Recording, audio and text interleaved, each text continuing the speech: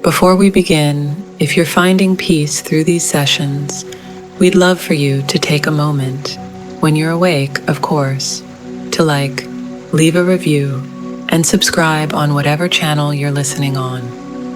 Your support helps others discover this space and join our journey to restful sleep. Welcome to Slothful Slumber, the podcast where we transform the vast knowledge of the internet into a gentle lullaby for your mind. I'm your host, Luna Dreamwell, and I'm here to guide you on a journey to tranquility through the soothing cadence of Wikipedia articles. Each episode will delve into the most wonderfully mundane and sleep-inducing topics, helping you drift off into a realm of serene dreams. So find your comfortable space, close your eyes, and let the dull hum of information carry you into a restful slumber. This Wikipedia article is titled Das Kapital, Capital, a critique of political economy, also known as Kapital, is a foundational theoretical text in materialist philosophy and critique of political economy written by Karl Marx, published as 3 volumes in 1867, 1885, and 1894. The culmination of his life's work, the text contains Marx's analysis of capitalism, to which he sought to apply his theory of historical materialism to lay bare the economic laws of modern society, following from classical political economists such as Adam Smith, Jean-Baptiste Say, David Ricardo, and John Stuart Mill. The text's 2nd and 3rd volumes were completed from Marx's notes after his death and published by his colleague Friedrich Engels. Das Kapital is the most cited book in the social sciences published before 1950. Marx's theory of historical materialism posits that the economic structure of society, in particular, the forces and relations of production, are the crucial factors in shaping its nature. Rather than a simple description of capitalism as an economic model, Das Kapital instead examines capitalism as a historical epoch and a mode of production, and seeks to trace its origins, development, and decline. Marx argues that capitalism is a form of economic organization which has arisen and developed in a specific historical context, and which contains tendencies and contradictions which will inevitably lead to its decline and collapse. According to Marx, Das Kapital is also a scientific work based on research and reasoning, and containing a critique of both capitalism and bourgeois political economists, who argue that capitalism is a harmonious, efficient, and stable system. Themes. In Das Kapital, Volume 1, Marx proposes that the motivating force of capitalism is in the exploitation of labor, whose unpaid work is the ultimate source of surplus value. The owner of the means of production is able to claim the right to this surplus value because they are legally protected by the ruling regime through property rights and the legally established distribution of shares, which are by law distributed only to company owners and their board members. The historical section shows how these rights were acquired in the first place, chiefly through plunder and conquest, and the activity of the merchant and middleman. In producing capital, the workers continually reproduce the economic conditions by which they labor.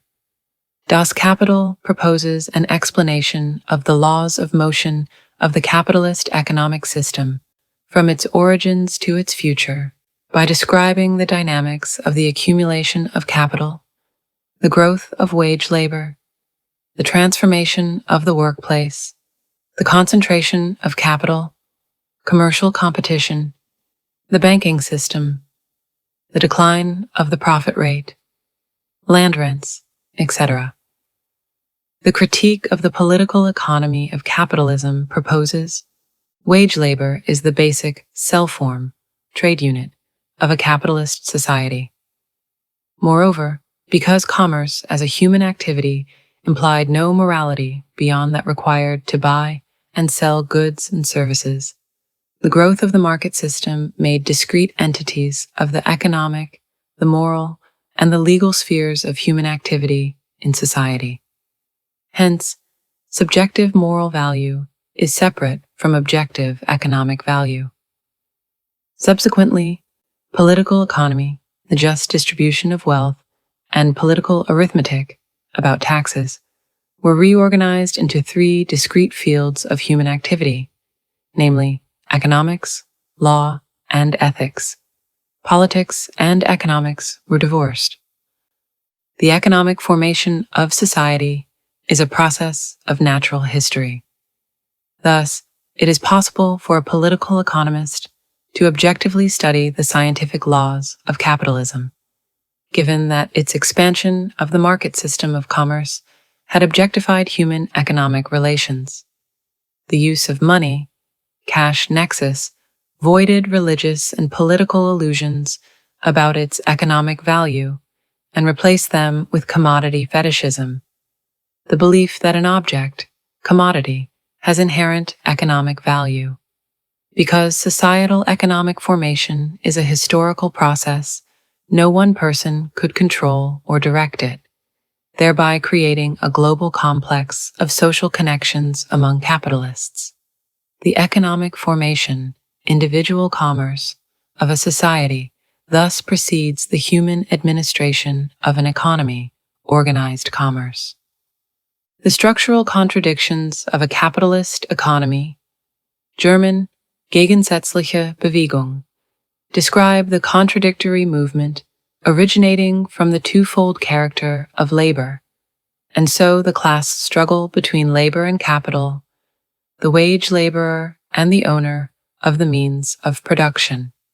These capitalist economic contradictions operate behind the backs of the capitalists and the workers as a result of their activities, and yet remain beyond their immediate perceptions as men and women and as social classes. The economic crises, recession, depression, etc., that are rooted in the contradictory character of the economic value of the commodity, cell unit, of a capitalist society are the conditions that lead to proletarian revolution, which the Communist Manifesto, 1848, collectively identified as a weapon forged by the capitalists, which the working class turned against the bourgeoisie itself.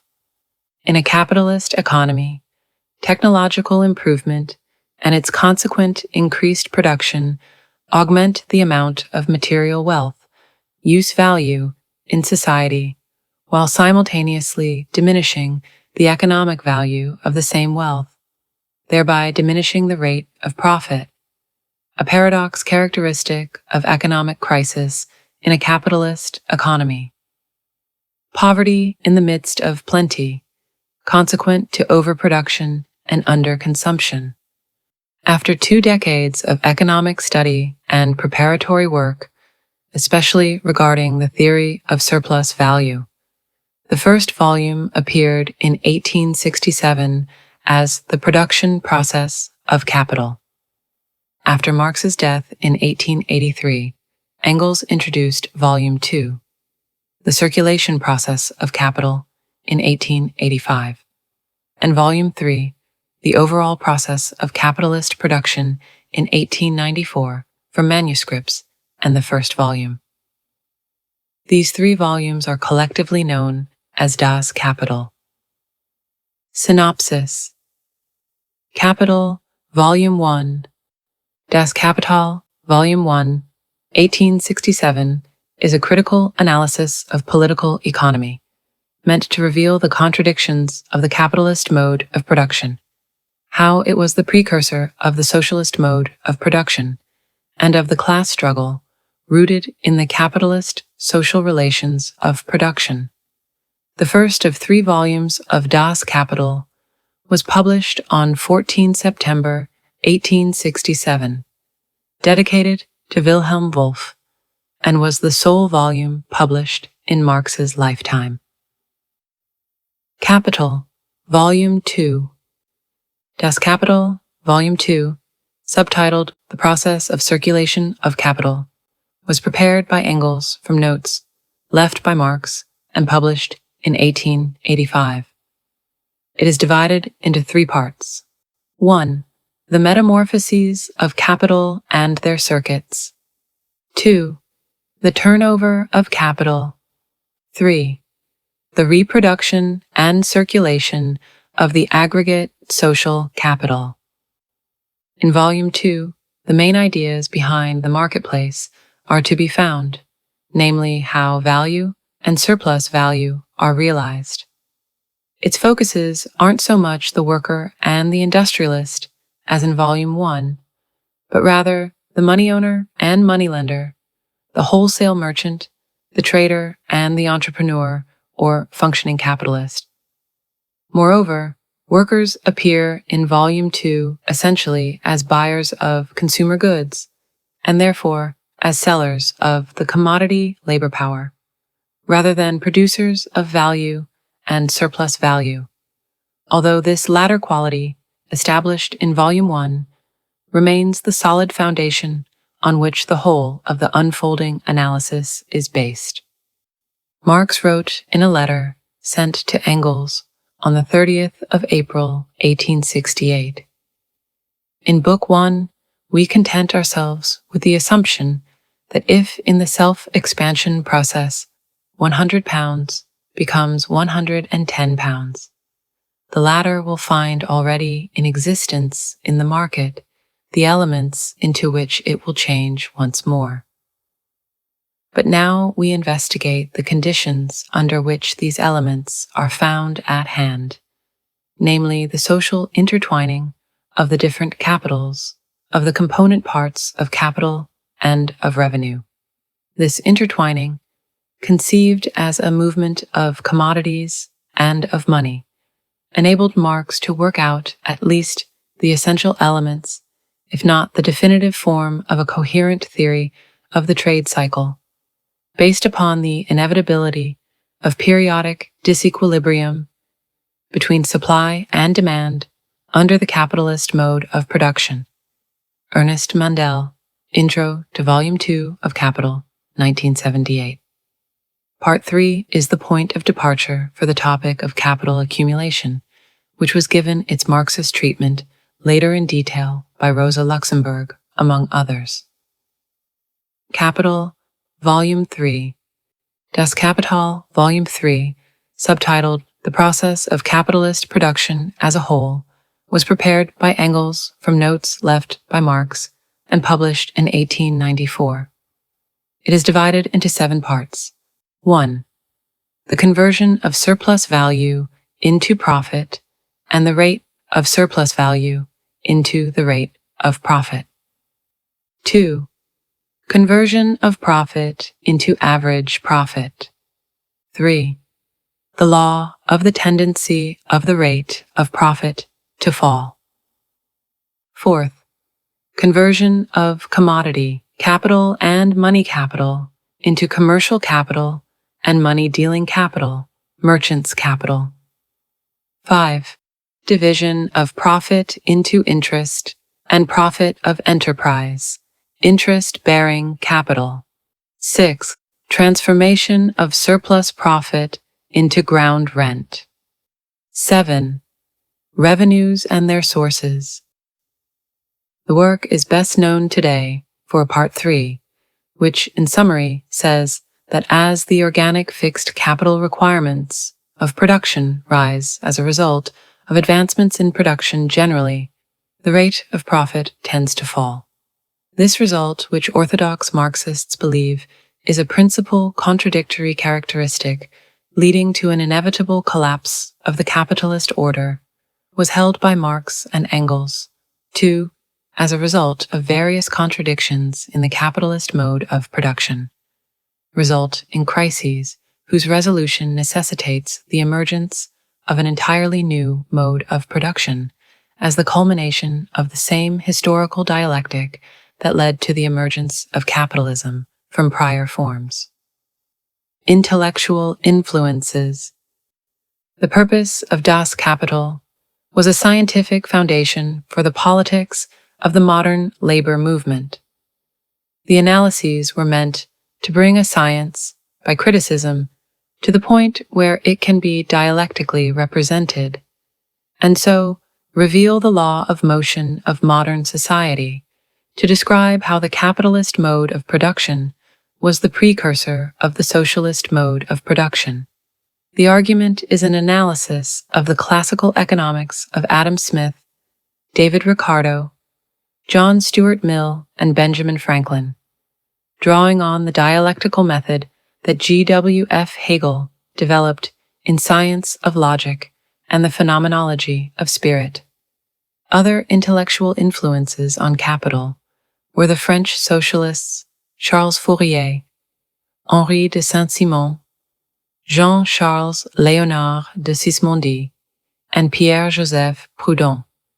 At university, Marx wrote a dissertation comparing the philosophy of nature in the works of the philosophers Democritus, born circa 460 BC, died 370 BC, and Epicurus, born 341 BC, died 270 BC.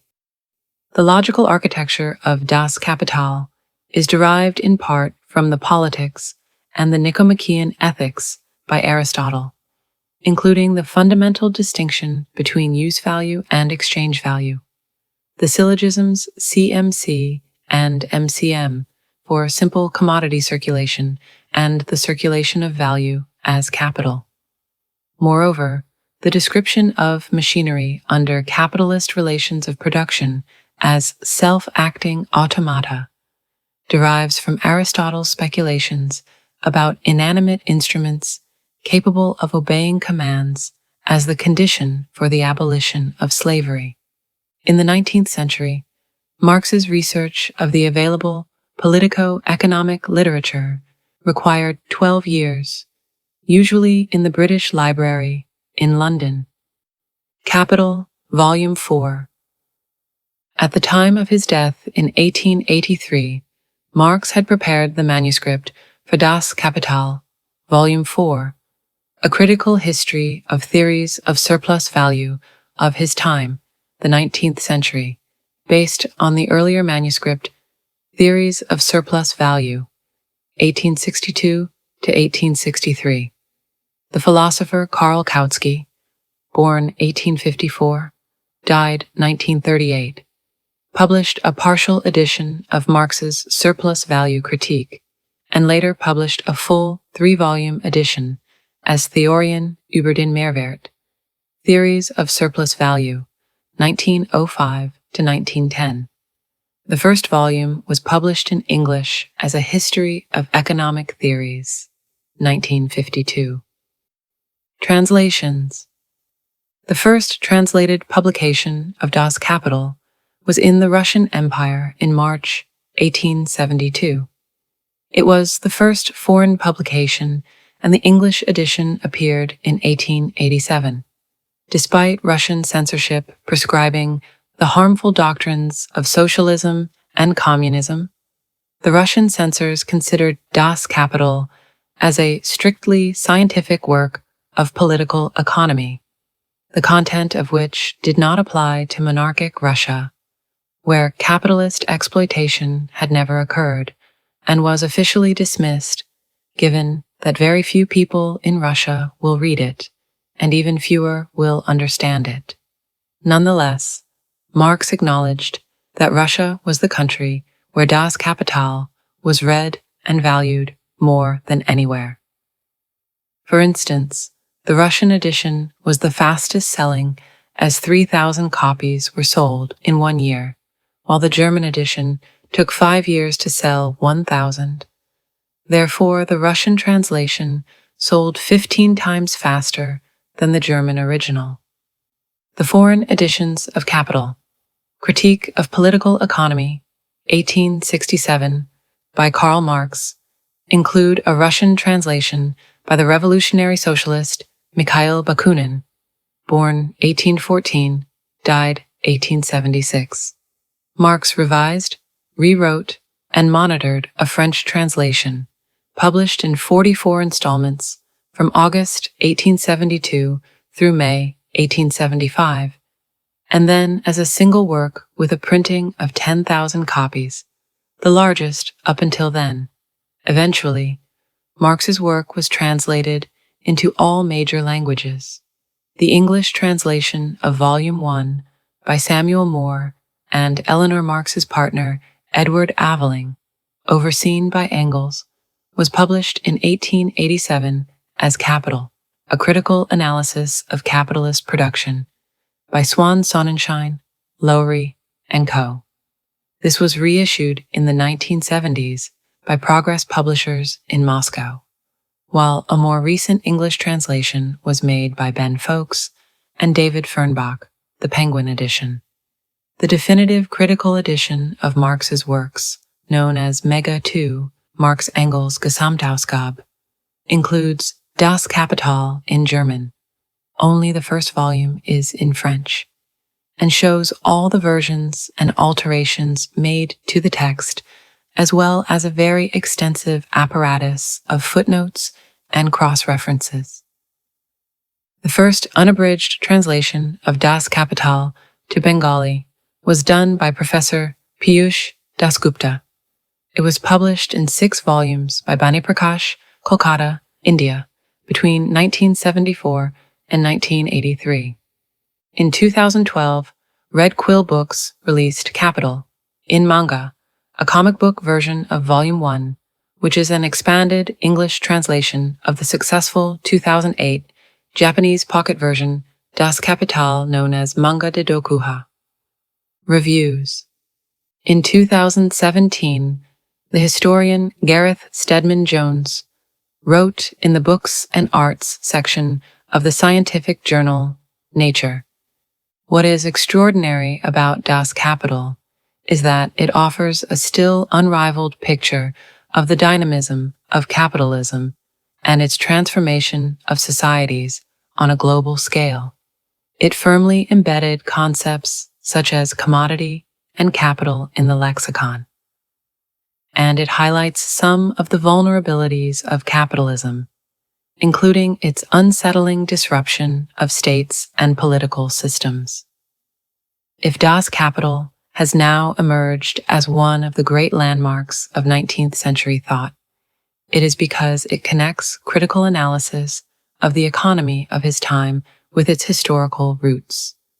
In doing so, he inaugurated a debate about how best to reform or transform politics and social relations, which has gone on ever since.